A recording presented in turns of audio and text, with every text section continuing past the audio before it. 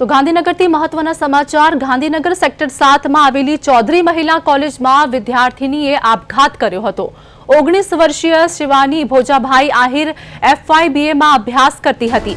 પાટણના રાધનપુર તાલુકાના સન્યાતર ગામની વિદ્યાર્થીનીએ અગમ્ય કારણોસર જીવન ટૂંકાવ્યું હતું।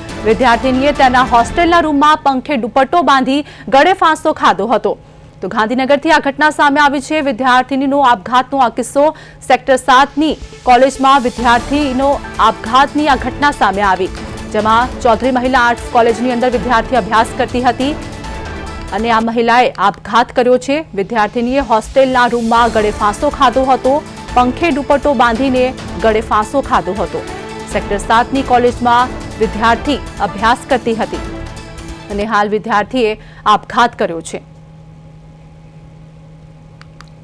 સંવાદદાતા દિલીપ પ્રજાપતિ અમારી સાથે જોડાઈ ગયા છે। ગાંધીનગર સેક્ટર 7ની કોલેજમાં મહિલાએ આપઘાત કર્યો છે, શું વધુ અપડેટ? જી આરતી, આપને જણાવ્યું કે આજે 19 વર્ષીય શિવાની ભોજાભાઈ આહિર નામની વિદ્યાર્થીની કોલેજના પ્રથમ વર્ષમાં અભ્યાસ કરતી હતી અને આજે કોલેજની અંદર પ્રથમ પરીક્ષાનું પેપર હતું, જેને લઈને ગત રોજ રિસિપ્ટની વિતરણ કરવામાં આવ્યું હતું। જે રિસિપ્ટ લેવા આ શિવાની ગઈ નથી, તેથી કોલેજ સંચાલકોને શંકા ગઈ હતી કે વિદ્યાર્થીની કેમ આવી નથી। વિદ્યાર્થીને ગઈકાલથી લઈને આજ સવાર સુધી એનો પત્તો નહીં લાગતા તેમને તેમના હોસ્ટેલના રૂમમાં અને ક્લાસરૂમમાં તપાસ હાથ ધરી હતી, જેને લઈને કોલેજ સંચાલકોને સામે આવ્યું હતું કે આ જે શિવાની 19 વર્ષીય વિદ્યાર્થીની છે તેને તેના કોલેજના રૂમમાં પંખે દુપટ્ટો બાંધીને ગળા ફાંસો ખાઈ લીધો હતો।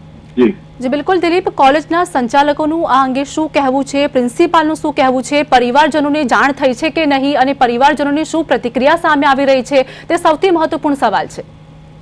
જે ચોક્કસ ગઈકાલે શિવાની ગુમ થઈ હતી, તેને લઈને શોધખોળ કોલેજ સંચાલકો દ્વારા કરવામાં આવી હતી।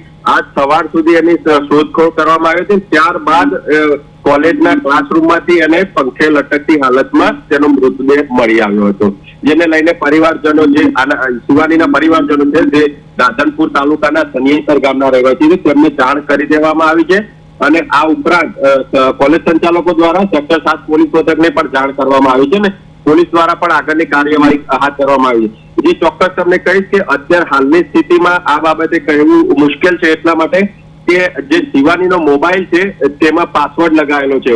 જો મોબાઈલ પાસવર્ડ વિનાનો હોય ને ખુલ્લો હોય તો પોલીસ તેમાં અત્યારે હાલ કઈ સામે આવી શકતું, પરંતુ હવે આ પાસવર્ડ બંધ હોવાના કારણે આ ફોન છે FSLમાં મોકલવો પડશે। ત્યારબાદ તેમાંથી કઈ સંદિગ્ધ વસ્તુઓ છે અથવા તેને છેલ્લે કોને ફોન કર્યો હતો તે બાબતે પોલીસ તેની સાથે વાત કરીને આ જે અપરાધનું કારણ છે તે સામે લાવી શકે છે।